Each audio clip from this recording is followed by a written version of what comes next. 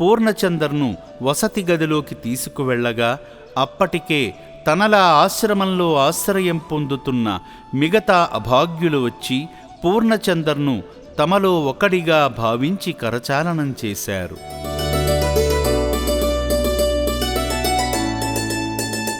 అనంతరం ఆకలితో ఉన్న పూర్ణచందర్కు ప్లేటులో భోజనం పెట్టగా కడుపు నిండా తిని ఆశ్రమ సభ్యుడిగా మారాడు.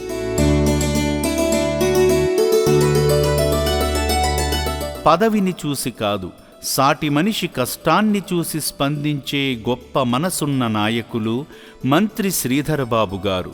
ఒక అనాథకు వైద్యమందించి ప్రాణం నిలపడమే కాకుండా అతనికి శాశ్వత నీడను కల్పించి మరోసారి తన గొప్ప మానవత్వాన్ని చాటుకున్నారు. ఇలాంటి ఆపద్బాంధవుడు, పేదల పాలిట పెన్నిధి అయిన శ్రీధరబాబు గారికి, అలాగే పూర్ణచందర్ను ఆశ్రమానికి చేర్చిన రాజేష్ గారికి అమ్మా నాన్న అనాథ ఆశ్రమం హృదయపూర్వక కృతజ్ఞతలు తెలుపుతుంది.